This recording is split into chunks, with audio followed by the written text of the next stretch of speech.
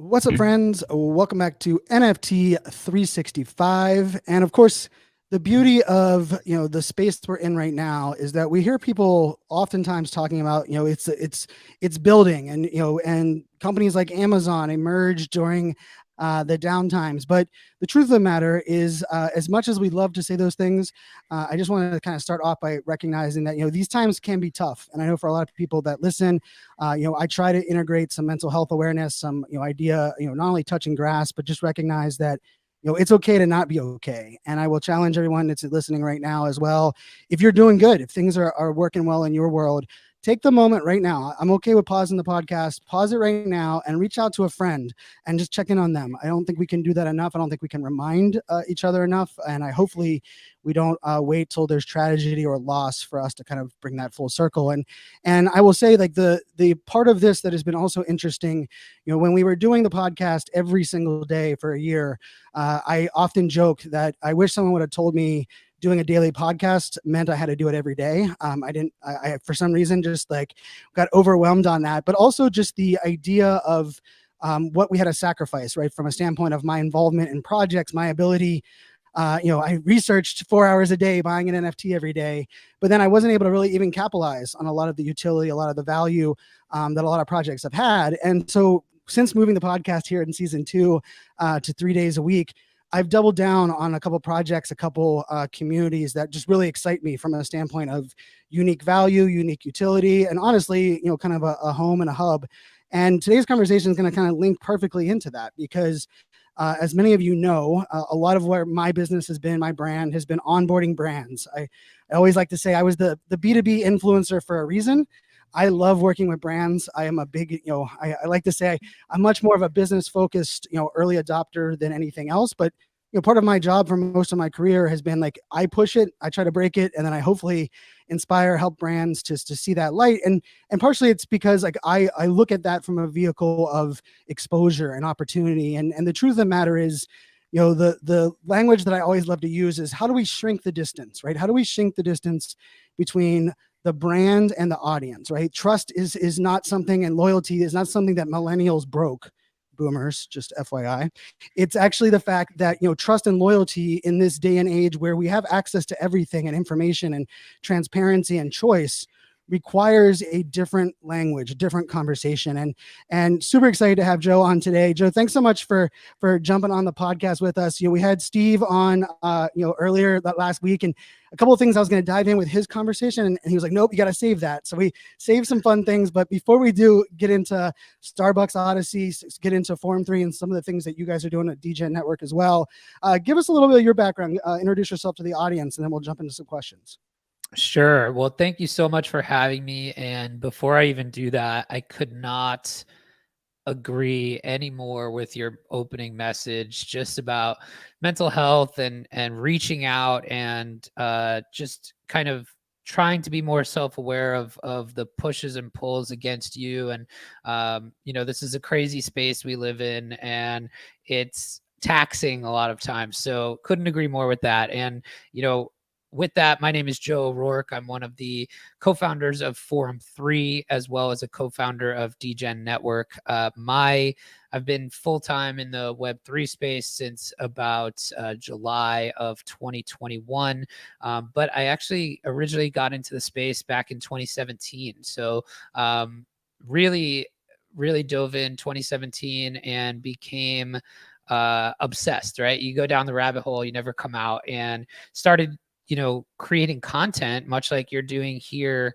in 2018 with a crypto podcast with my partner Chamber. And he and I have been podcasting together in the space since then, 2018, which feels like an eternity.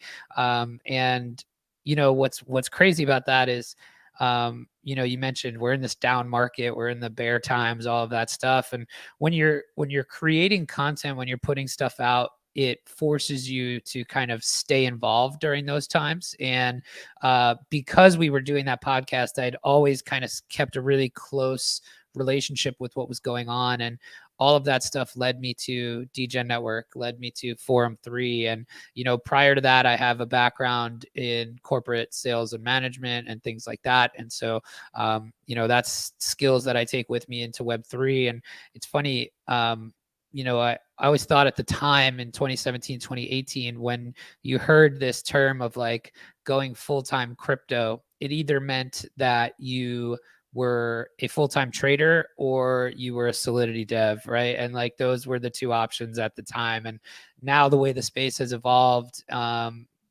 there's opportunity everywhere. So I couldn't, stress more of like the keep being involved, and those non-technical skills have a huge place in the market today. And I'm sure we'll get into that a little as well, but that's a little bit about me.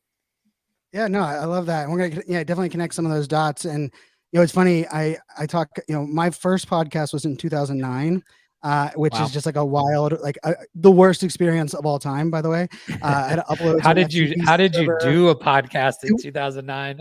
It was miserable. It was, we had the little recorder, and funny enough, I quote unquote waited 2 years to do it, and everyone in like my little circle was, and this is how crazy it was. Also, is I was talking about data center technology when I launched, like talking about like the most boring conversation you could ever have. Of course, they were all like this like weird interview you had to do in person, and you had to bundle the file, you had to add the metadata yourself, upload it to this FTP server, and I just got it to Apple. Like, let alone the next like 6 hours to get it to into these other like 3 or 4 apps that were out.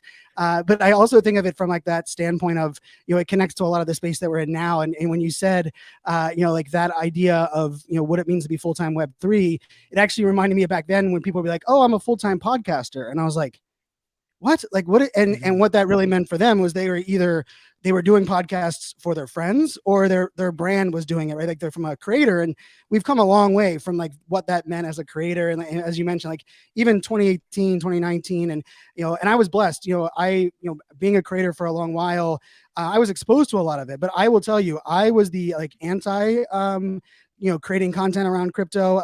Actually, a good friend of mine, Joel Comm, who's the host of the Bad Crypto podcast, he had me on the show, and the entire time they were trying to convince me to buy Bitcoin, convince me to jump in. And I kept telling them to keep their monopoly money, and they can continue to play with their, interesting. And part of the reason I was on was because my background, data center and blockchain, I was bullish as all hell on blockchain. I mean, but the like, financial side, the that side of it just scared the hell out of me. It still kind of does today, just because the idea of like, where do we innovate and where do we allow certain things to change? I'm going to pick your brain a little bit on that as well. I'm curious, you mentioned like kind of 2018, 19, kind of leading the space. We both started in NFTs almost the exact time. My first purchase of an NFT was July of 21 as well, which is, what a wild, what a wild time that summer was, and that fall was on all that journey. But I'm actually more curious to kind of start the conversation on, from your background, kind of pre-crypto, discovering crypto, and then leaning in, as you started to look at like the space, and even like first, NFT, dipping your toe in NFT, was there like glaring problems that you looked at this space that was going to solve? Like, what was about the space that like excited you to kind of lean into that idea of like, hey, maybe I'm going to be full-time, or maybe this is a space that we can grow some businesses in? Yeah, it's funny. So, to clarify, I started working full time in the space in July 2021. But this is a perfect question for that background, because when I started in crypto, it was 2017, and then it was really 2018, early 2019 when I first got exposed to NFTs. And Wow. at the time, like the 721 standard had like really just come out, and there was this, in 2017 there really wasn't a crypto Twitter. It was, you got all your information from Reddit still, and that started evolving, and Twitter became kind of the place to hang out. And the first ever NFT that I was exposed to was this, I mean, straight up Ponzi. It was called Crypto All Stars, and essentially what it was is, you had all these Twitter influencers for the first time, and somebody created like trading cards of the crypto influencers, and Wow. it was like straight up Ponzi, where you bought it, and as soon as somebody bought it, it automatically relisted at a higher price, and it was like straight up game of hot potato. But it was the first time I'd really thought about what an NFT was and the concept of like that uniquely digitally owned item, right? And so like a digital trading card. And that is what opened my eyes to like, oh, this space can be much more than, you know, trading shit coins and things like that. There's actually something here that struck with me immediately, because I had come from a collecting background. Like I was a physical collector of cards, memorabilia, things like that. And as I saw this like starting to come to fruition in 2018, it's funny, I like looked back on my journey here not too long ago, and I actually found a one-sheeter proposal that I wrote to somebody in April of 2019 for a decentralized art marketplace. And Wow. and yeah, Wow. and it was like I looked at the date stamp on it, and it's literally like a month after like OpenSea launched. And I was like, Wow. and so I saw immediate value there, and I probably should have like figured out how to make that thing, huh? I could have been the OpenSea It's still or not still not too late right now, right? I feel like yeah, right, everything right, might be right. disrupted right now. But so, you know, that's kind of originally when I saw the value in NFTs. And then, you know, the bear market happened, and I was so bullish on this space. And when the bear market happened, it was really the first time that I had seen kind of a bubble like we saw right there. And so when it was happening, I'm thinking to myself, oh, I guess this was just a fad. Like I was wrong. I'll have to go to Thanksgiving dinner and tell everybody that I was wrong, whatever. And when you kind of stuck around and the next cycle started to happen and it just got bigger than it was before, and everybody had been building cool stuff, and you start to see these real use cases form. And you know, our initial, even at Forum3, our initial thesis was around, you know, how NFTs could be used in gaming. And we were studying a lot of play to earn game stuff. And by studying the play to earn gaming stuff, we realized that a lot of these kind of token economies were broken in terms of like the incentives, and how they were all very extractive ecosystems. And it led us to this concept of like, well, what if you took these same type of mechanics and had them kind of funded and sponsored by brands in a way that resembled a loyalty program, right? Because what was happening in Play to Earn at the time, it's like all of the capital of the ecosystem was put in by the users.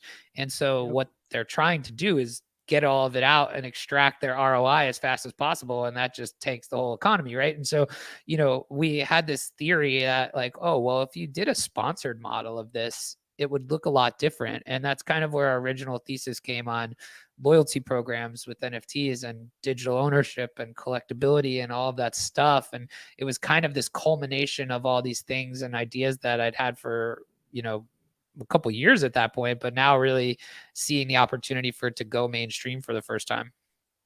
No, I love that. And I love that, connecting those dots, right? Because I think, they're, like for me, I remember, first being exposed kind of the crypto and then just the concept of NFTs. And I like you, I collect baseball cards, but I wasn't, I'm not a gamer for the most part, and really wasn't, even considered artist or even art collector, right? Like I had some art pieces that my ex-wife and I bought, like, but really that. And so I remember being exposed to me like, oh, that's cool for like this digital ownership on the blockchain.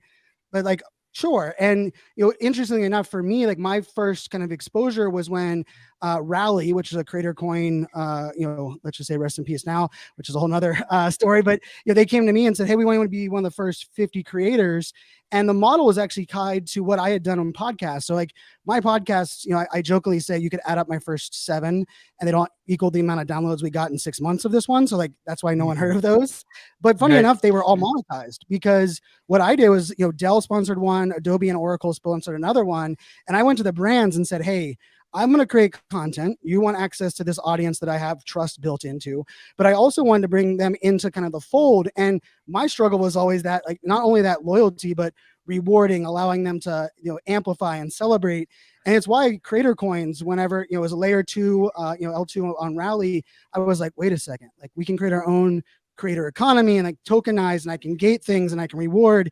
And I will say, like, my first 3 months, we're going to brands and saying, buy a bunch of these ADHD coins, which is the name of the coin. And then you can give them out to our audience and kind of go on this journey with it. Right. And Rally actually had a decently nice onboarding that was like Web 2.5, which we'll talk kind of like what Nifty offers. And I like loved that approach. But then there was also like the disconnect, like you said, like the play to earn gaming, a lot of the narrative around like crypto and conversation. And that leads us actually perfectly into like my first impression with Starbucks Odyssey.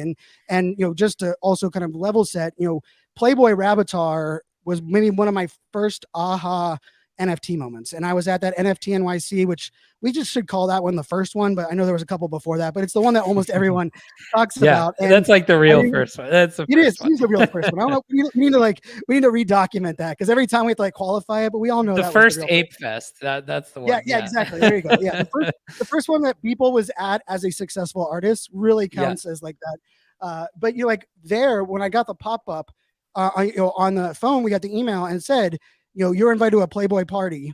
You show up with your Playboy Rabbitar. And, at 40 years old, Playboy hadn't been relative to me since I was 19. Like, I mean, and the community they had built, and I will tell you, like their onboarding, the mint process, they offered first day half the collection in ETH, second day half the collection in credit card, which was like, I mean, a nightmare because they were doing it not using a platform or a medium.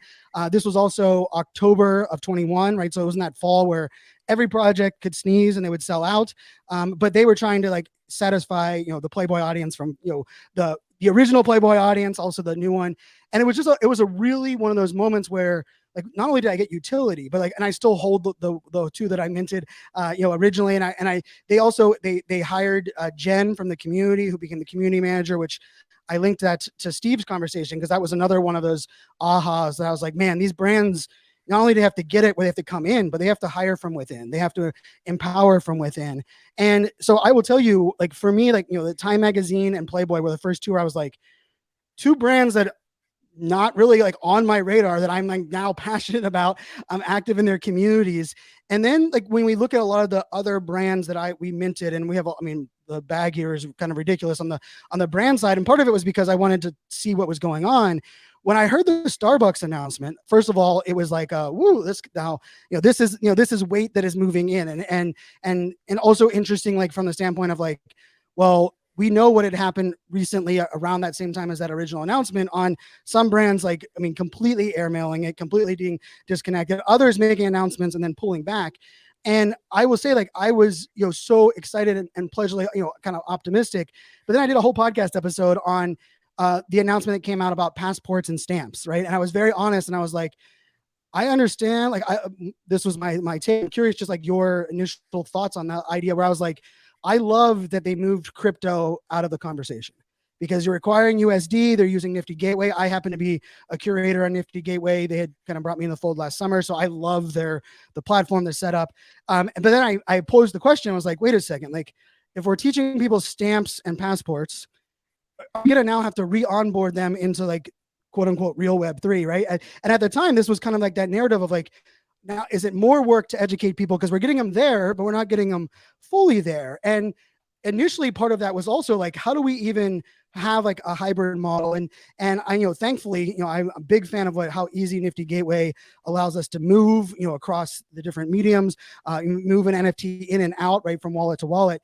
But I will say the from there to the structured rollout, right, to the alpha that is truly like an alpha, and then like a beta that is actually a beta, where you're getting the right people and you're testing all of the things that like every brand I've ever worked with wanted to, and all of the brands previously, I feel, even skipped.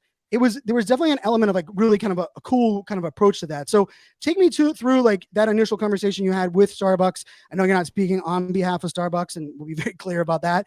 But like, I, as someone that like loves and appreciates the work it takes, also the lift, I mean, I tip my hat. I mean, I'm a fan of what's being built as a holder, as a supporter, but also just a fan of yourself and the team, being able to work together. And, I kudos to the Starbucks team as well for the risk, but talk us a little bit about like how that initial conversation happened and some of those initial thought process.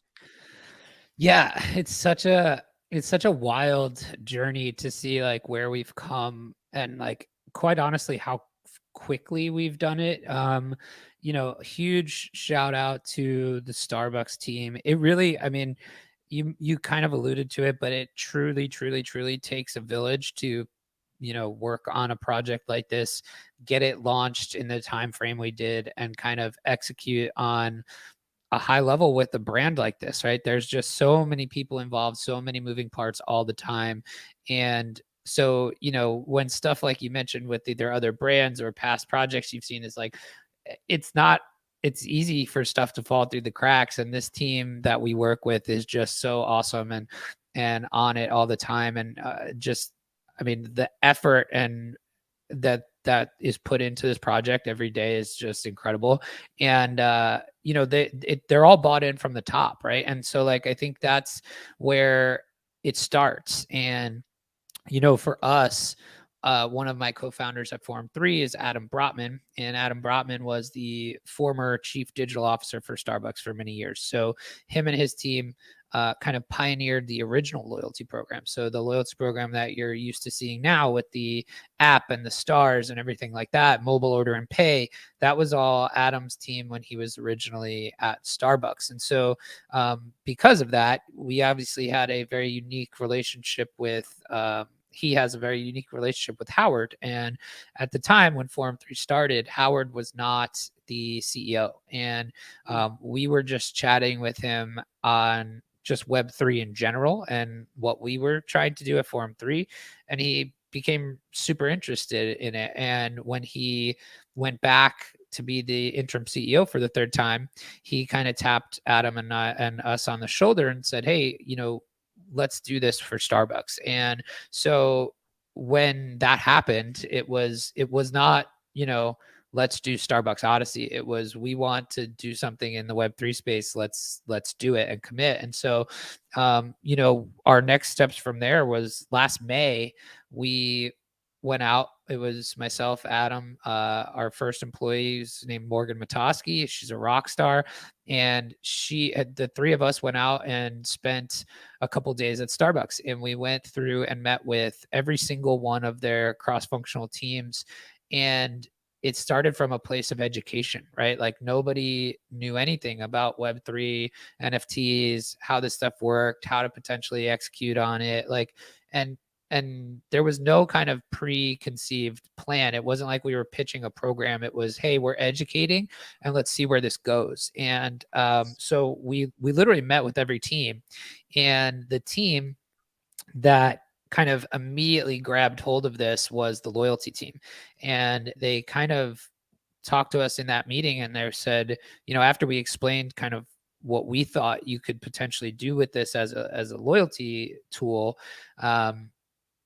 they kind of looked at us and said, hey, we've been looking for something like this for a long time. And, if you're unfamiliar with the Starbucks loyalty program, the way it is now, there's 27 million monthly active users. And it just from that mobile app, it's about 60%, I believe, of Starbucks orders daily come from that app.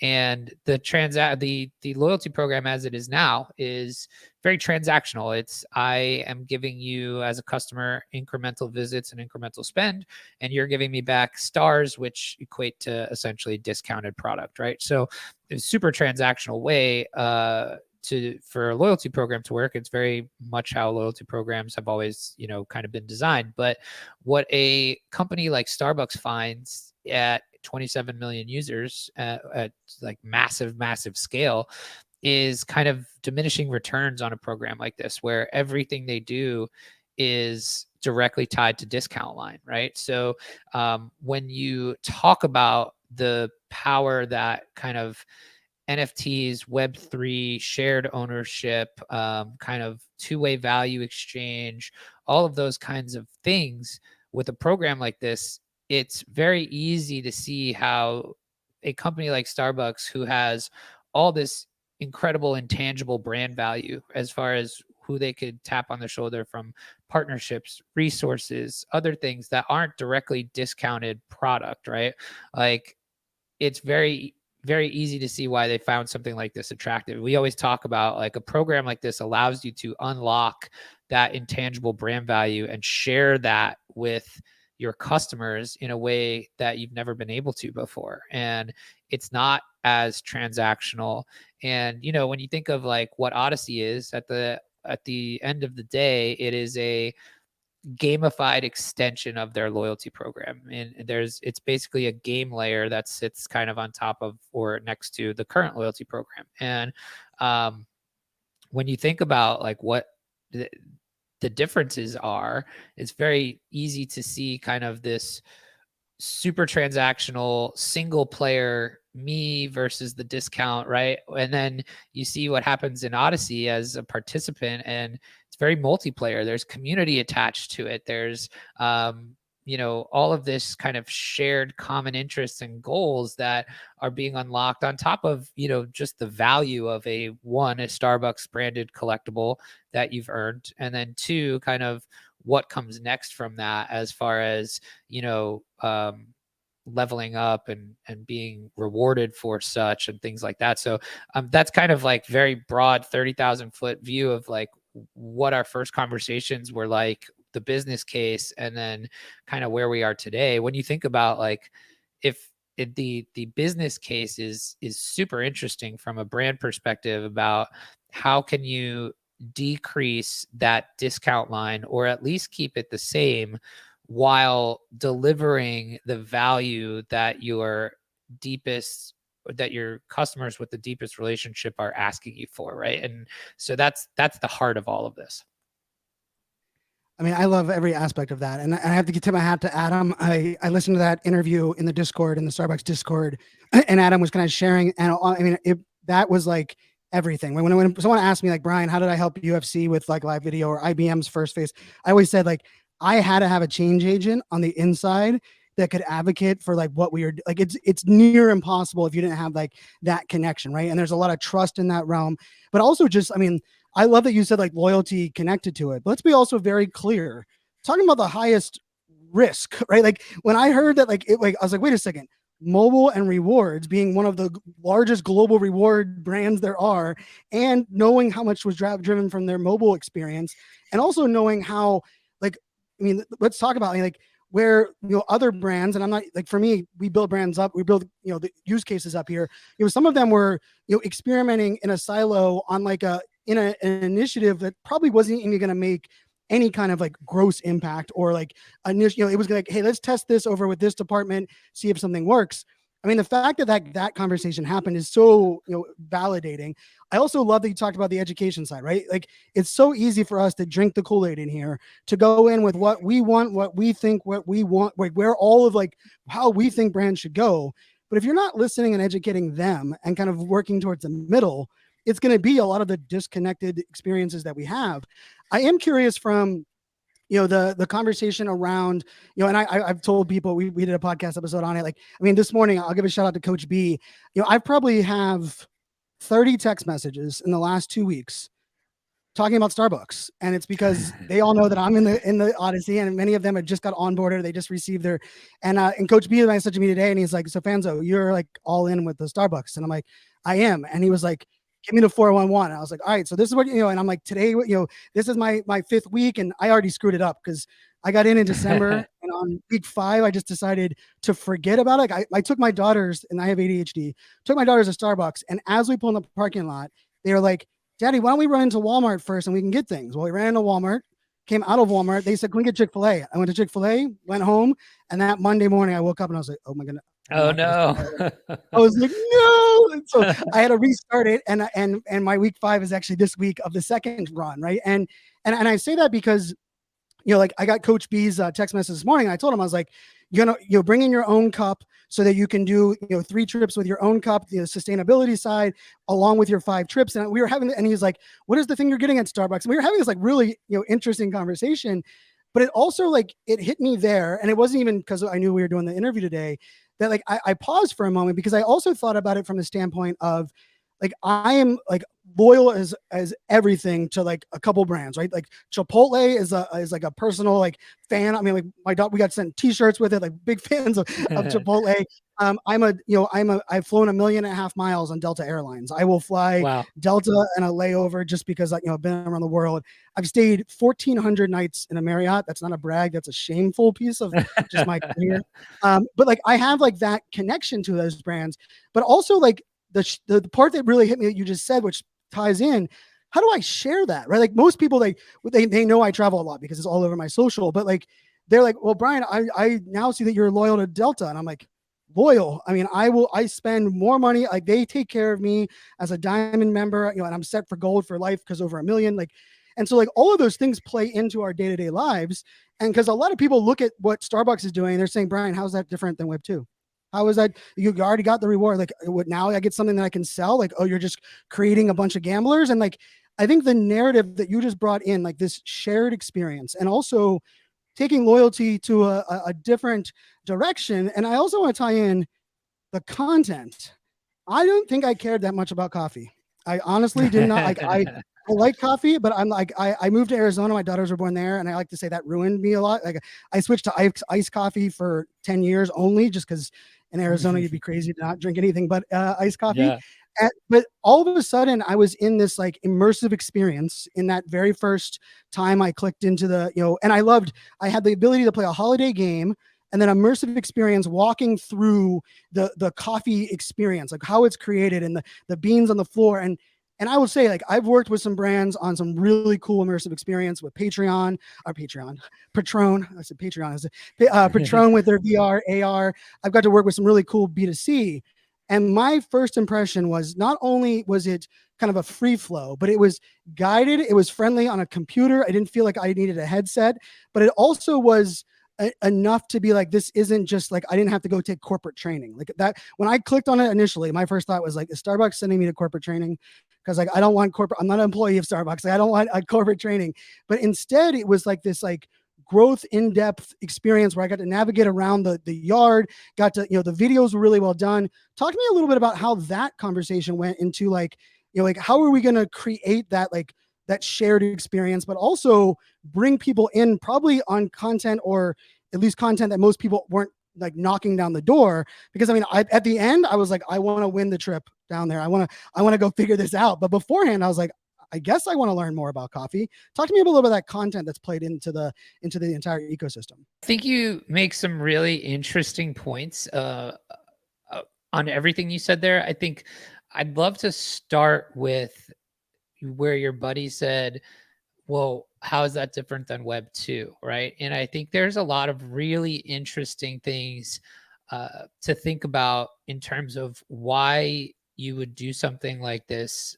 on the blockchain and what the potential, impacts of that are.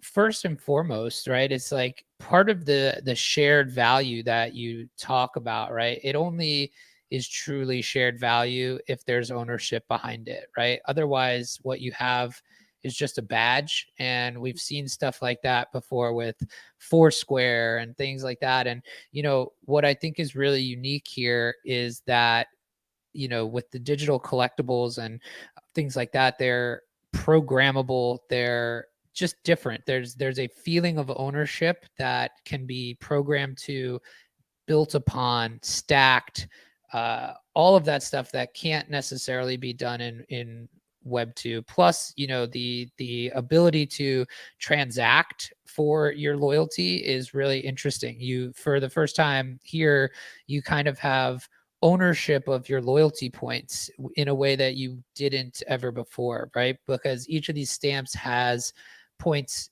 built into the metadata that are on chain. And so as you kind of transact, buy and sell, whatever, your level inside Odyssey changes, right? It's dynamic. And so which means you could take a potential reward for doing work inside this ecosystem and transfer that value, right? If whatever you've got, that's not for me, but it is to somebody else, like that is valuable, right? So there's that aspect. And then what's really interesting, I think, that hasn't even been tapped into yet, and that I think you'll see it as, Web3 gets more adopted and more people are utilizing the blockchain.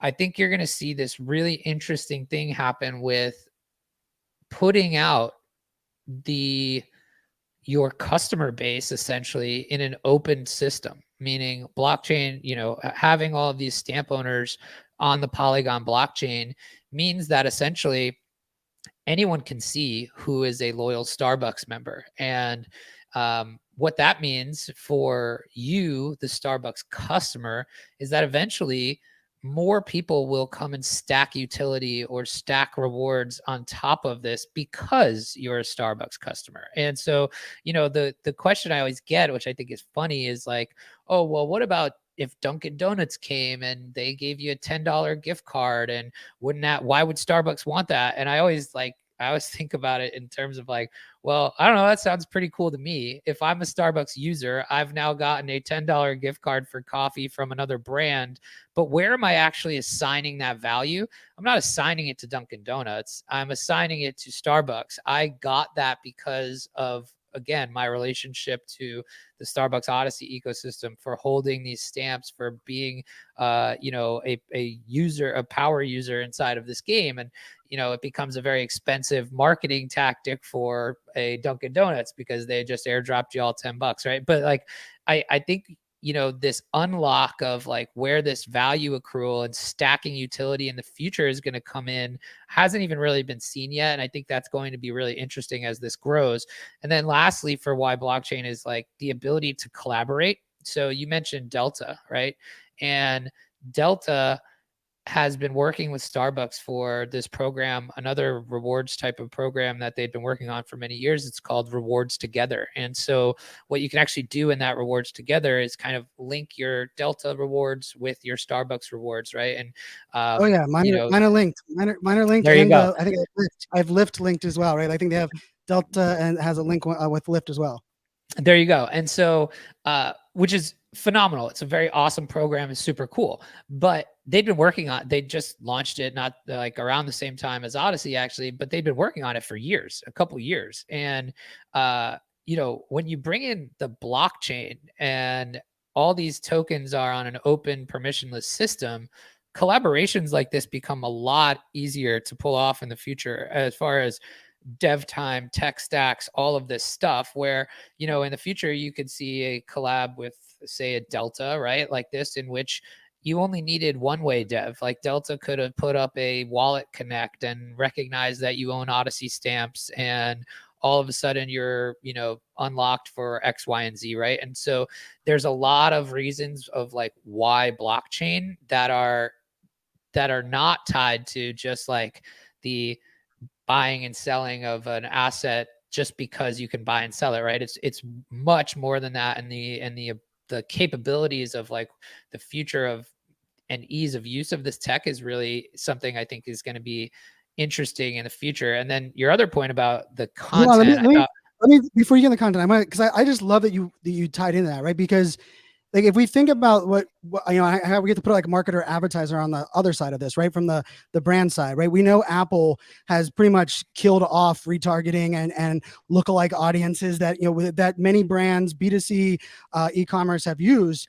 And that like idea of shared audience is so valuable, right? And like one of my most successful podcast, advising launch stories was I helped a dentist launch a podcast, and most people were like, Brian, did you say a dentist? And I will openly admit, I would rather get a Mike Tyson tattoo on my face than go to the dentist. Like a dentist is just like the thing I don't. And people are like, wait, what was your thought there? And I was like, well, this dentist believes in leveling up, and they're in Scottsdale, Arizona, and they have it's a I wouldn't say luxury, but it was like an opt-in type dental experience. And they knew that their target demographic were those that were part of this yoga studio and part of this spa experience that was in their area. And one of the things we did was like, well, let's go and create a podcast where we interview people about their lifestyle and improving their things, not about your teeth, because no one wants to listen to a podcast about your teeth. And the whole idea was like, we know there's a shared audience. Now the disconnect was, how could we figure out who their audience was? Was there a way for us to just say, if you own the spa NFT and you own the yoga NFT, you get now access to exclusive content? Like that to me, unlock is like, I mean, that's where this NFT to me Oh goes yeah. into a I whole other mean, stratus. it's wild when you think about it from that standpoint, right? Like I always think of this as I think of NFTs in general as a data layer, meaning Yes. and so like separate speculation from it, separate all of that stuff, right? And when you think of like what an NFT is, it's a file format, it's a data layer, right? And that data is open, and that's the big difference, right? Like there's data out there that all of these companies have now, and it's just closed. And so, but when you think of like these collaborative things, everybody's systems are also different. So when you open that up and put it on a consensus mechanism that's like a blockchain, right? Well, now that becomes really easy to transfer, transact, and this idea of interoperability, it becomes real, right? And so like your dentist podcast could talk to your massage envy podcast, like NFT Yep. holders, and then there's there the idea that I guess an NFT is also kind of like a permanent cookie, right? And like we're seeing the disappearance Yeah. of, or like the cookies cooking people on your website, that's like kind of becoming a taboo topic, right? And so as that kind of goes away, also, you could be cookied on accident. I could go to a website and just that I Mhm. didn't even mean to be there, and I click it okay to go to the next screen, but it really doesn't say anything about me. The NFTs I hold in my wallet say a lot about me, right? And so, like when you look at my wallet, you could paint a pretty good picture of what I'm interested in and who I am. And so, I think from like a marketing standpoint, you're going to see a ton of that, and then but like lastly, right, who has the power in that situation? It's the user, it's the person that owns that Yes. data. Because again, with the like Starbucks Dunkin' Donuts scenario, right, instead of somebody paying Starbucks to get access to all their data, and you, the user, just getting targeted ads to you, right, it's like you're the one that reaps the benefit in this situation of open data. So I think there's a ton there that you know I love it, like, because it's the question we have to answer most when we talk about this is like, why would they do this on the blockchain? Like, what's the unlock of blockchain? And I think there's so many reasons to do something like this on the blockchain that I enjoy answering the question, because you get done answering it and people are like, huh, you know? So And yeah, it's for amazing sure. too, right? Because like this is the use cases where I think that, when you're at the dinner table, you're at the Thanksgiving, and they're like, I don't understand why monkey photos are worth what they are, right? Like, because like that's the narrative, right? When you walk down this idea, right? And I always say, like, one of the keynotes I give is press the damn button and tell your story, put yourself out there, and people often talk about like, well, I'm so open and I'm vulnerable, and the funny thing about like retargeting and like advertising, no one has ever complained. Like I for one, like if I open Facebook and on the side banner, it's like, hey, you left in your Amazon cart your hat that you didn't check out. I'm like, oh, thank God. Like Amazon just reminded me, right? Like the idea of like loyalty based on the things we want, the things that we didn't like in Web 2 or we don't like, right? Is like selling our data without us knowing, using our data to target or sell off things that we don't even aren't loyal to or aren't a part of. And for me, like I was actually thinking this, when I was in Canada recently, and I used, the start, it was a good test for me. I was in Canada actually. Two of my my visits were used there in Canada at a Starbucks, and I was able to we had that conversation, and to me, just even the idea of like I have the option of like sharing like the locations that I'm going to, and the perks, and like you said, like, and that goes into this digital identity conversation, which to me is like next level of where we're going, right? And we had Sandy Carter on, senior VP over at Unstoppable Domains, and her and I worked together at IBM, and when she was at Amazon, like her and I have worked together, and we've always just believed in like we can't remove a lot of things, right? And as let's face it, as brands don't want to target us with bad information or bad ads, because like no one has ever said like, please spend my money targeting the wrong people, right? Like no one has ever said that. But a brand that already has that trust and that established trust, and you're able now to reach out, or you're able to airdrop, like there's nothing better to me than this idea of like I can decide, like, brand, you get to know what's in my wallet, or I can say you only get to know what this layer is in my wallet. And like that's such an important piece of it. The other thing you said, which I loved because it was in a text message today, was there was two people like, in my close circle that are also in Odyssey that got in a little bit late. And our third person, unfortunately, she lives in Canada. She got the email, and then when it said, nope, sorry, she was like, wah, wah. So sorry, Duffy Cat, on that side. But, one of the messages I got, which I thought was really interesting, was, and this is someone that's heavy into NFTs, right? Heavy, like myself, like us. He goes, Brian, I've been in Odyssey now for like 3 weeks. What the hell blockchain are these NFTs on? And I just want to tell you, that is a win for Starbucks. It is a win for Forum3. It is a win for Nifty Gateway, right? Because if someone that lives and breathes it and was like, wait a second, like, what am I transacting in here? Like, what does that work? That is such a barrier right now for us onboarding and us like getting the average person, because we have the maxis and we understand certain blockchains are better than others for certain things.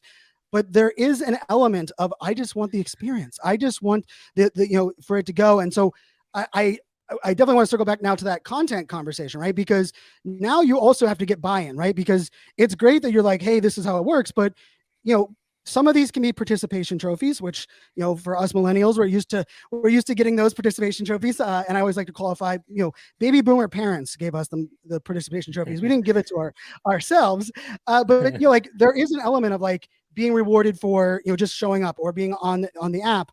But then there's ways that you can interact. And like my first experience was on one monitor. I had a Christmas game that I got to play, a game where I was jumping and having a lot of fun, like just kind of like interactive online game. And on the other monitor, I was in this immersive content experience learning about coffee. And like that idea of like choose your own adventure style, but also both of them are earning me kind of a different style. And it also is going to tell Starbucks about me as a customer in the future, right? Because there are going to be people that are going to opt out of the game and go all in on the content. There are going to be people that are like, I don't want to learn about coffee, but I'm all here for a game. And guess what? The brand now gets to serve their customers what their customers want. Like, holy hell. But talk to me about like, how did you get that buy-in? Because I will say the production of the video, and this isn't me kissing ass because, I didn't know who you were or the brand that was working with them. I did a whole podcast on it. The content quality, it was not overdone. It wasn't Starbucks in my face. It was very true to like the roots of coffee and like the region. Like there were some really cool components that probably haven't been relayed enough to the team because other brands might not see these nuances, and they're so freaking important in that onboarding. How did that content come to life? Because I mean, it really well done. Yeah, so this is an interesting topic for me because I think like I'm always saying right now that like every brand and every business and every project and every person essentially right now is a content company, right? And the ones that recognize that are going to be far and ahead of the ones that don't. And what is interesting about a lot of these brands, Starbucks included here, is that they have such incredible depth of content that they're creating all the time, right? Like, so some of this content already existed, right? And meaning, but was never engaged with.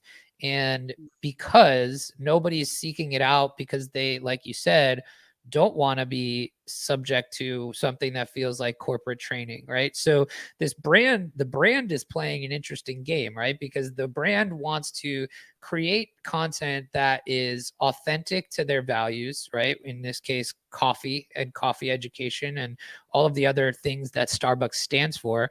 And they have to do it in an authentic way that to you then doesn't feel like you're taking corporate training. And what's interesting is like a lot of this content that is there right now already existed in one form or another. And it had zero use and zero engagement and zero people participating in it. And as soon as you put it into an incentivized, gamified format, the narrative switches completely. And instead of nobody knowing that that coffee farm tour exists, you've now got, thousands and thousands of beta users coming in, experiencing that for the first time, and actually saying exactly what you did, which was, I didn't think I wanted coffee education, but this was really cool.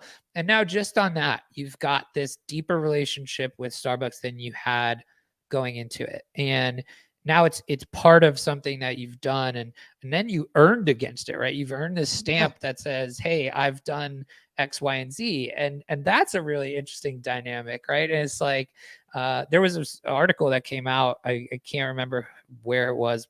I apologize for not giving the right credit here, but he says at the end, he goes through the whole journey, and he says at the end that like he sold his, and this is even worse, he sold his holiday cheer stamp for $90 or something the week he got it. But like, and so, but he's talking about it, and he's at the very end, he goes, I I'm kind of upset that I sold my stamp. He's like, not because the value had gone up, because at the time it had only gone up like 2x of what he sold it for. So it wasn't that Yeah, he should crazy. not hit But like, refresh now. yeah, right, right. And then, but then he goes, well, because I finally get the value of like what the value prop of NFTs. It was representative of this journey that I took with the brand. It was representative of me going on this coffee farm tour. It was representative of me completing these tasks inside the ecosystem. And I had something there that actually meant something to me.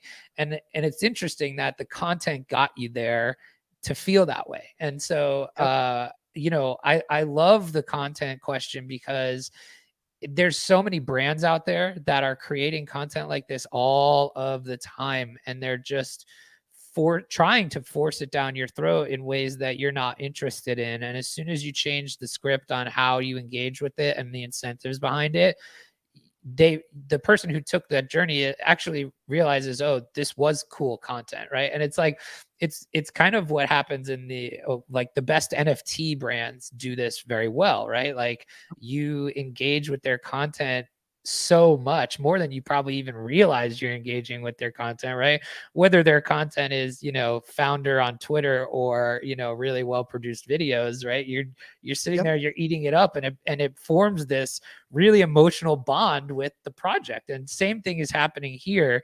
But I think it's just so interesting that like there's so many brands that have this plethora and library and archive of just really engaging content that nobody is seeing or using, and putting it into a program like this really amplifies it and shows what the power of it is.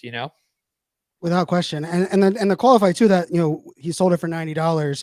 And I think my podcast audience knows, but like I had an offer for the same stamp for $2,700 USD not too long ago. Right. So and the interesting thing is, if people that have heard me talk on stage and also on the podcast about Starbucks, the funny thing is that value and that selling, the buying, selling of it has not been part of the equation or the question usually until a degen asks, right? Like there's someone like in like that world.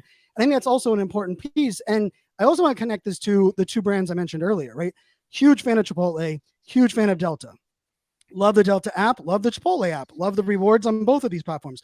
The thing that's so interesting on this that you just kind of tied in there was, what is like my brand journey documented? Like on the top of my Delta thing, it says Diamond 7 years. I can tell you I've been to 76 countries. The only reason I can tell you that is I was audited because I have a top secret security clearance for the US government. And I had it when every time I left the country, for my first 58 countries, I had to get it approved by the embassy. And so like when I left, I was like, oh, I have 58. That's kind of cool. They told me. I just been adding on.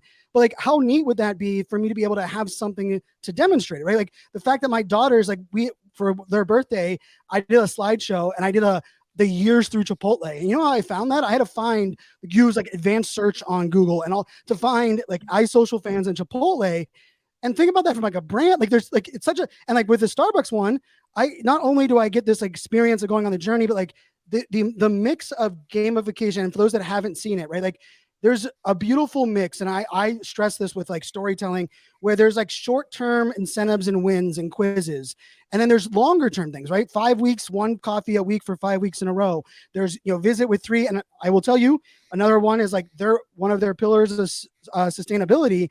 I didn't know that I got a little bit of a discount and that I could just reuse a cup or bring that in. Like that was completely brand new. Like I hate, just for the record, I hate straws that are made out of paper. I like that side of the world. And like, can we pick something like not in our mouth, like every minute that gets soggy, right? But like, I am all for like, you give me an option that says like, oh, I can bring in my own cup. And like it's like and I will tell you, I have 3 daughters, 13, 11, and 9. We were in the car and they're like, Daddy, why are you bringing that in?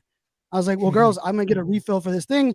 there's that NFT. And of course my daughter's like, that art thing? And I was like, well, I'm getting rewarded, and they've heard me have conversations with the barista, and they think I'm like the silly dad that's like, talking about like, and I will tell you the of the coffee shops, and I've tweeted this out a bunch of times, 6 of the 8 that I brought the conversation up to the those that are working were very familiar with it. Like, and I will say, even the one of the ones in Canada was even very familiar with it, because we were just laughing like, oh, sorry you can't do it, but I had to make sure that I got my scan because I wasn't coming home. And she was like, oh my goodness, is that the and she immediately was like, the Odyssey stamp thing. She's like, can you show me? Right. So like I literally pulled out my wallet, went to the Nifty Gateway site, because and it also helps like having that little bit of experience. But I will also say, like, think about that from like Delta and Chipotle and the amount of content. Like, I've been targeted, like I'm very blessed, like as a content creator, influencer, someone that on stages, like the company Purple, which is like the brand that does beds and things. They said, hey Brian, we need your address, we need to send you pillows.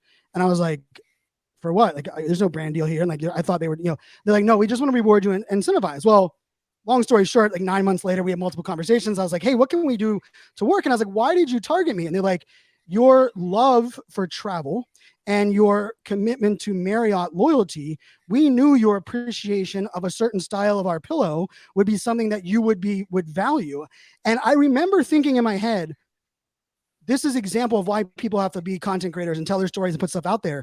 But there's also, then I was like, oh God, if I'd say that, I'm gonna have a bunch of people tweeting about what beds they sleep on, trying to get free stuff, right? And so like, there has to be like that beautiful balance, and the balance being, you can actually have access to this loyalty. They could actually tap in and say, let's look at all the people in this region that have a Marriott NFT that also like have these other things, and that's on the blockchain, right? And it benefits, because now I'm like, wow, because I have a Marriott NFT, I got this reward. To your point, it kind of goes, kind of that full circle.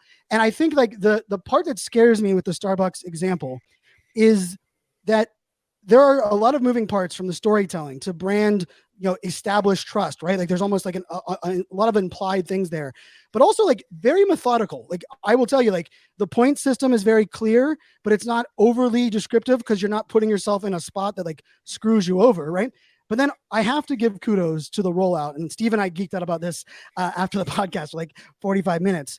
I so appreciate a great alpha, beta testing rollout. And I will tell you, when I got opted in and I like jumped in the Discord because I wanted to be first, and I was like, oh wait, they didn't like open the floodgate. And then I think my very first Discord comment ever in the Starbucks Odyssey one was, I hope you're not opening the floodgate soon. And like everyone's reply was like, yeah, we want to be the only ones that have the stamps. And I was like, I promise that's not the reason. I was like, because I believe not only there's the testing element, right, but like scaling customer support tickets, scaling, like this mobile app is the essential for this brand, and anything that would all of a sudden put stress on that, or they need to add different cloud communication, also the point of sale transaction, real time back and forth. Like I've said that a lot. Like I bought my coffee, I drive home, refresh, and I have it updated.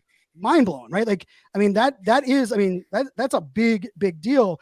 So I'm curious from that side, and I want to get into a little bit at the end here what the most recent announcement that was put out on Starbucks Odyssey, but I also want to tie it into kind of DGen and Forum3, right? Because along the way, there were many things where I clicked on in the Starbucks Odyssey, expecting the brand disconnection from Web3 or the overly Web3 to be integrated, and it hasn't felt like that yet, right? And we still, we have plenty of time and things going, but like the email messages that we get, very clear, very to the point.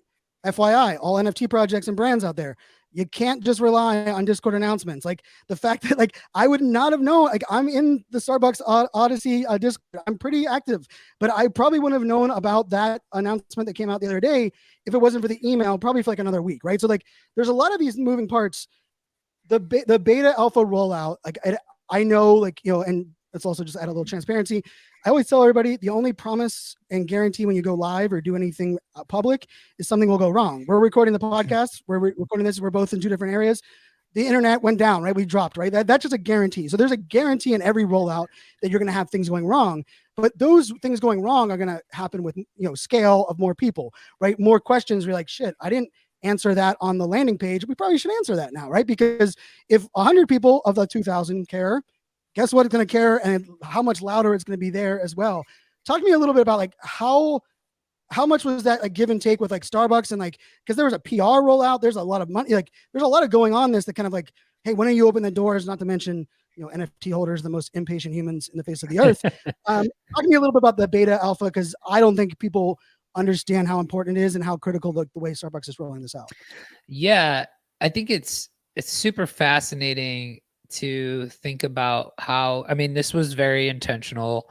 Um, it the way we thought about it was, okay, what I think is so awesome about this too is we really haven't even tapped into the existing loyalty program participants at all yet, right? So like when you think of how potentially big of an onboarding thing this could be for, just Web3 and getting people into NFTs for the first time, like that hasn't even really been touched yet. And so what our strategy was kind of, hey, announce waitlist, roll out slowly, right? And because your waitlist was going to be those active people that took action to sign up for it. So you knew that's better than blasting out to your loyalty program that isn't signed up, right? So first thing we did was put out the wait list, and the wait list Opt in, response. not opt out, right? Opt in there is Correct. such a key component. Correct. And that's exactly why, right? It's like we wanted the first people in here to want to be there, to be engaged, right? And then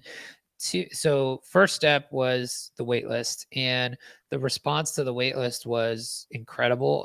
It was probably, I would say, 3 or 4 times the size of what our internal expectations were as far as how many people signed up. And again, that was without any marketing, that was without any tap into the loyalty program, that was just based on press, right? Like just the And in press. a And bear so market. And in a bear yeah, market. right. Which is interesting. And so like what I thought was fascinating from the waitlist findings too was like part of it was part of like a metric of success is like, are you getting potentially new signups for Starbucks rewards? And the answer was yes, which is really interesting. So just another like KPI type of thing.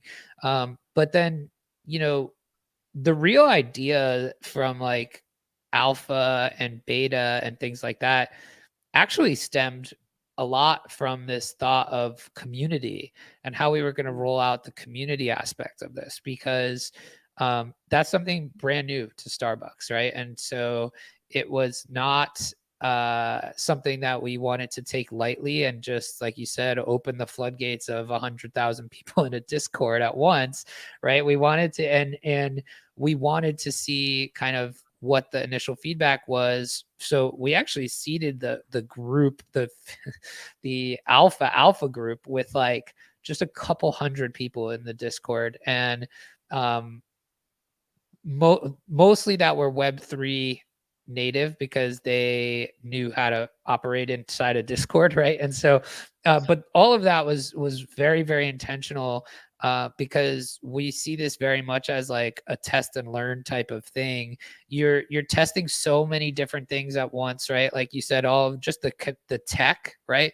But then you're also testing how to scale this thing, and you're also testing how you're onboarding a Web2 Starbucks customer into this new experience they've never had before, right? And like, what does that look like? And how do they interact or receive this program as somebody who's never been on Discord before, as somebody who's never, had an experience like what Odyssey is with a marketplace and how to set all this stuff up. And it's minimal setup, but like it's new for all of those people, right? So like very intentional on how we're going to test and learn this stuff. And opening the floodgates honestly would have been a disaster in terms of like things break, and that's the point of these betas, is like there's a lot that goes on behind the scenes just to make sure that what you described as far as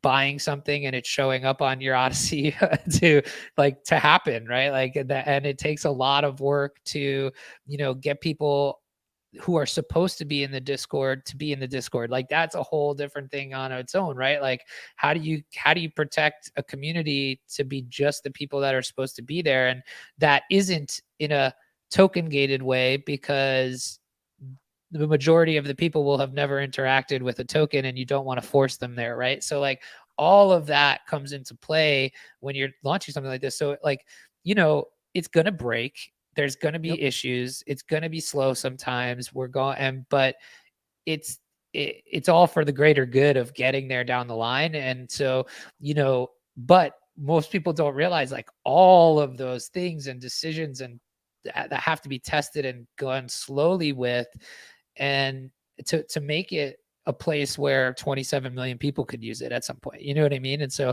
I really like the decision to do that versus just open it up is you know, one that I think has kind of driven our early success with it. Because the other thing too is, I mean, quite honestly, people like the feeling of being early to it. And I think we're treating everybody in the Discord, everybody in the program like, hey, this really is a co-creation event. Like, tell us what we need to do better. Tell us what's not working. Let us help with those issues. And just creating and fostering that environment of feedback and openness and community all around this shared goal of making something really cool around a topic that we really like, which is Starbucks and coffee, right? So long-winded way of saying that how intentional it was, but it was you know, really, I think it's part of why we're successful early on. I mean, I love everything about, I mean, like that to me, like the community component, right? Because like think about like we're not in a Facebook group of Starbucks, you know, loyal star member, right? And that's all. Like, the other thing I think is so important and validates kind of like my, you know, when I my first impression of like the stamps passport, which we mentioned earlier, right? Like part of the thing is like how do you remove some of the negativity or the media or like the things that like the assumptions people are going to make that are the Starbucks loyal customer, right? And then also, how do you make sure that you are still using the blockchain and you're onboarding them in a way that makes sense? And then also, how do you satisfy like the need that you know that the people probably that are going to be most passionate early are the degens? And let's face it, I'm, you know, like those are three different types of customers, three different problems, three different customer service tickets. And I will say like the Nifty Gateway announcement, I was like, wow, because you know, like we had Zach Bunch on from, you know, from Recur, with Nickelodeon and a lot of that onboarding, right? We've had actually multiple hybrid solutions for, you know, different brands, because I do believe like part of the beauty is like you have to be able to get someone to set up a wallet with the kind of not knowing they're setting up a wallet, right? You have to we understand not your keys, not your cheese, but there's also an element of like there can be some complexities that are out of this, you know, world, and also that balance. And I will say like the other thing that within Odyssey that I know is like I really love like nuances in storytelling and in UI UX. Like, you know, I can interact and check my points without having to use my 2FA to log into my Nifty Gateway marketplace. These are like that, like a little thing like that is the difference between me logging in on my phone to show someone at Starbucks and bragging about it versus like, oh, man, I don't have my, like, I'm not connected to the, you know, like I don't have that, right? So like there's like a fine balance there, which I think it'll continue to kind of morph and grow. I also love, you know, like I'm just like one of those people, like I got in the Discord and I just started scrolling back. Like I was like, I want to hear what these conversations were at the beginning. Like, cause I'm just like the one that, cause I love being early. It's like literally my, like the brand and the business that I've run, but I also appreciate transparency, honesty, and, you know, caveats and like, hey, you know, like I'm not speaking on behalf of the brand, or we want to celebrate these things. And yes, it's okay if you put a picture of your Dunkin' coffee, if you're a Starbucks audience, like a lot of these like things that like communities are built around. But I am curious from a you know, like as you mentioned Discord, right? And you know, a lot of us had like a hate relationship with Discord, especially during the bull run. I think the bear market has kind of brought me around to like a hate love relationship with Discord in many ways. But we also know like community has to kind of play into the passive and the active, right? You have to be able to, you know, there needs to be kind of both of those worlds.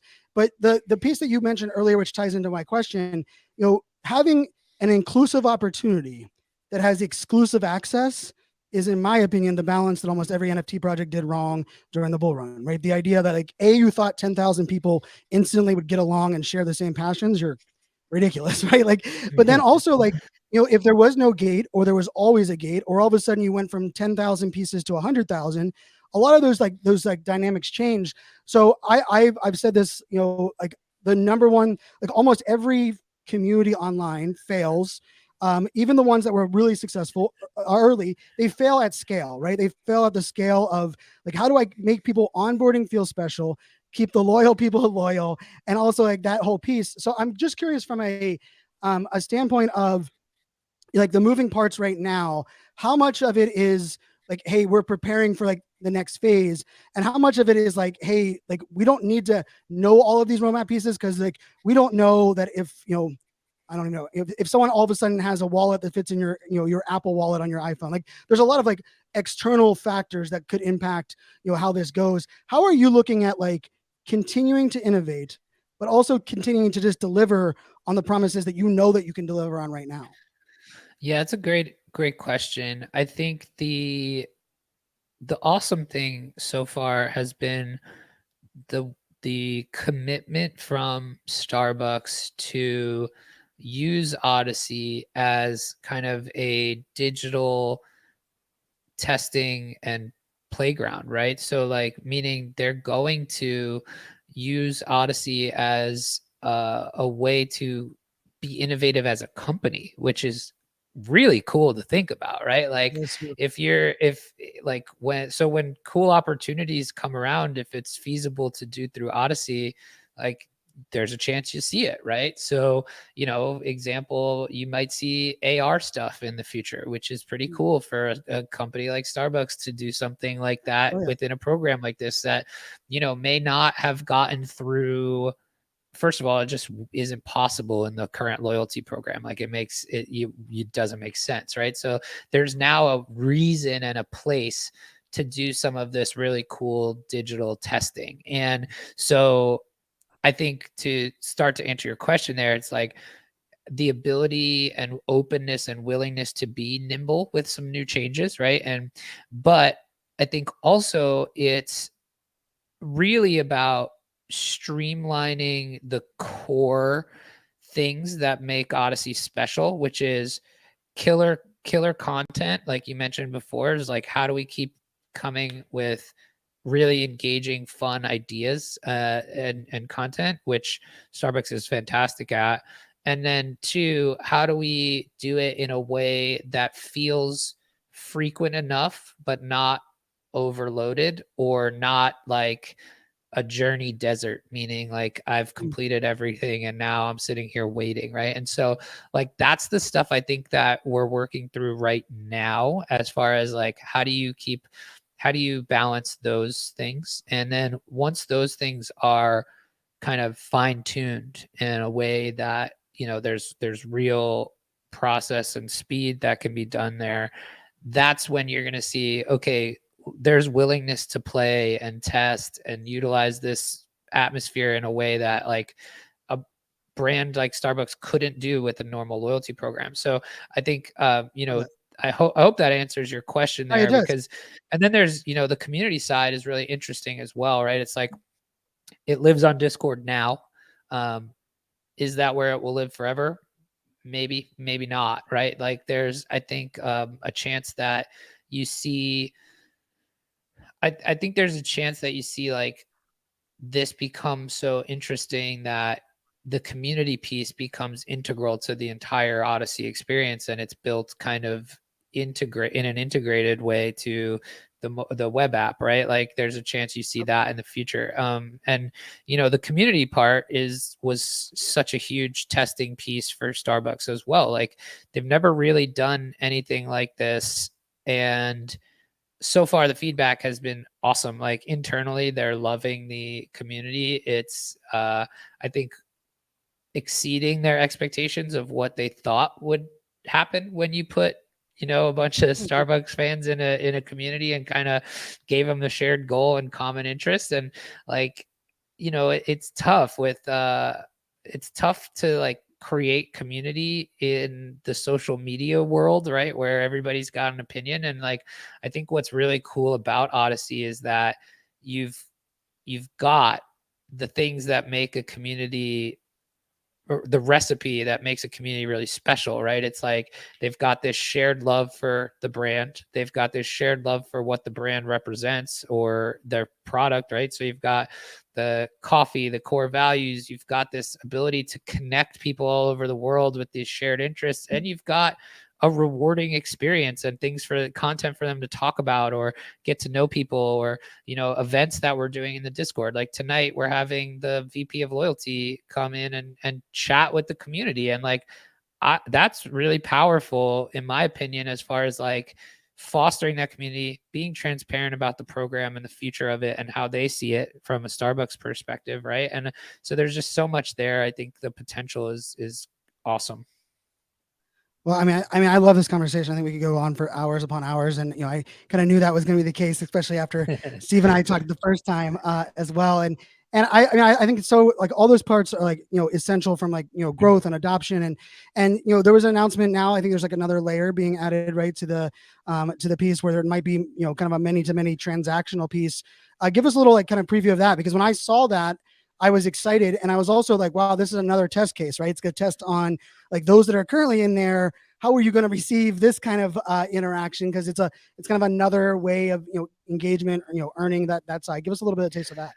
Yeah, I think so. I think what you're referring to is the announcement yesterday that there will be like a paid limited edition stamp drop that will happen on March 9th. And it's really interesting. It's going to be awesome to see how it plays out, right? So what's really cool about, I think, this program is it's not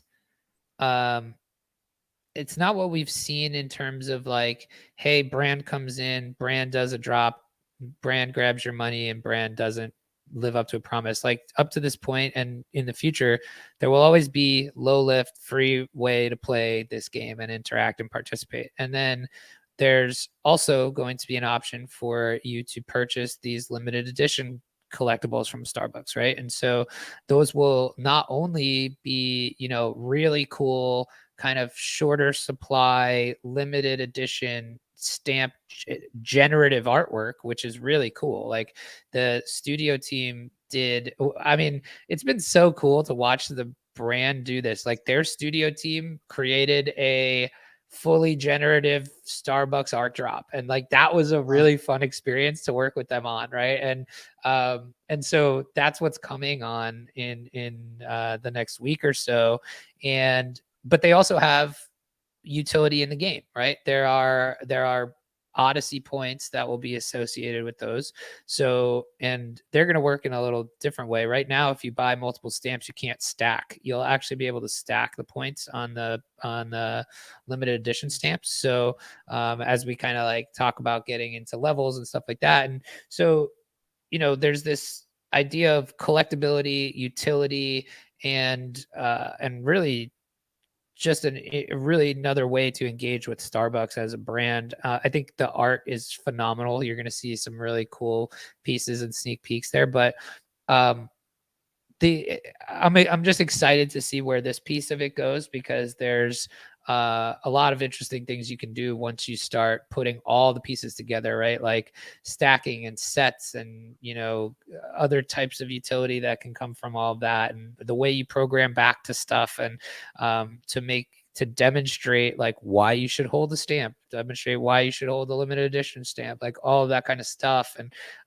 it's just really exciting to kind of watch it all kind of start coming together.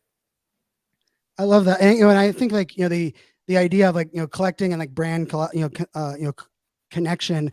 And my daughter's pointed out to me, I didn't even dawn on me, but like in my coffee mug section here in my house, right? Like I have some of the Yetis that I like to drink out of. And then over the years, like my daughters have got me some dad mugs that, eventually break, but there's 5 like on the top shelf, and there are 5 that have the country from Starbucks that I went to, and there are 5 Middle Eastern countries that were my favorites. I have a Bahrain one, I have a Kuwait one, and I have them up there at the very top, drink my coffee out of. And my daughter's like, "Oh, Daddy, you've been collecting Starbucks this whole time." And I looked at her, I was like, "Wow!" Like, didn't even like connect. But Yes. to your point, like it was a great experience. It also reminded me, like, I'm like, "Oh my gosh!"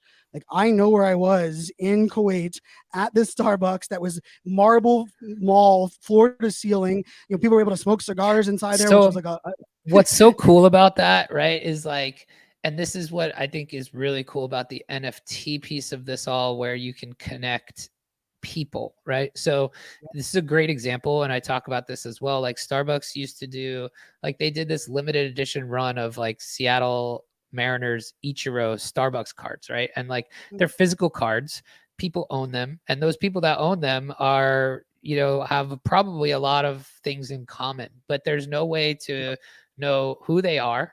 There's no way to program back to them or offer them anything as a brand, and there's no way to connect them to each other. Now, say you had a digital version of those mugs, right? That proved you were at a location.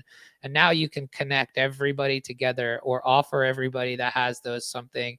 I think that's really interesting. So, like, you could think of a scenario in which, okay, you've got these been there mugs, right? And Yep. it's, hey, you know, everybody who's been to the Coffee Reserve store or the you know, Seattle Reserve store and has this, you know, mug NFT, well, we're throwing a party, come over. And, you know, or hey, Yeah. we're you know, we're making a specific group for the Reserve Roastery folks in the Discord. You can all come in and talk about your experience, or, you know, things like that. Or like, and then you can program offers to them as well. And so I think like that idea of that, we've kind of collected brands for a long time, the physical version is so true, right? Like you've got sneakerheads, you've got these mug collectors, you've got people that collect Pez dispensers, you've got all this kind of stuff. Oh And yeah.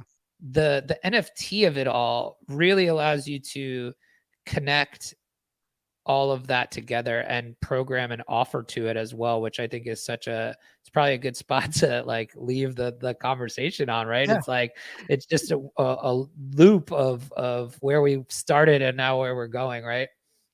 And I say that as like behind my monitors, there's 12 Wheaties boxes, and I have a storage unit with about 300 of them in there, as that was part of my collecting journey, right? And it There has, you go. I have all kinds of starting lineup. I was big into that side. My dad collected like newspaper articles on front page for the Steelers, and like, you know, like I think that's such an interesting component, and like the brand element of like, you know, like I have all those Wheaties boxes. Wheaties never knew that I had them.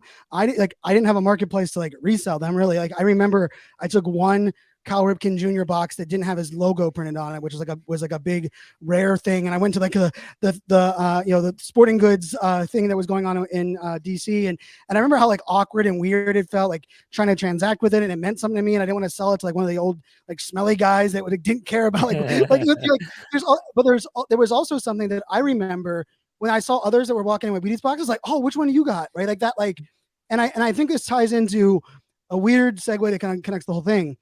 As adults, it's really hard to make friends. It's really hard to find our people, right? Like it's just like a truthful matter, right? And like at the end of the day, we as humans crave connection. We crave being accepted. We crave surrounding ourselves with good people that share in the things that we want. And as much as this digital world has allowed us to connect, it hasn't allowed us to really feel connected with people in ways that really go beyond, right? Shared interests, shared experiences, shared collectibles, shared visits. And like we haven't even like tapped the like the start of that with NFTs. But I love what you and the team are doing at Starbucks. Definitely want to have you back on because I want to talk, you know, like other vehicles and lanes that make a little sense. I also really curious too on, like, for me, I love talking Starbucks example, but I feel like I always have to like follow it in with like four other examples that like could have been what Starbucks did at but they like missed these giant pieces of like any brand. I know I actually have a lot of you know, I had two people messaged me after the Steve episode, and like, excited for you to dive into the Starbucks conversation. And I was like, oh, right. And like one of them, you know, shout out to Bev.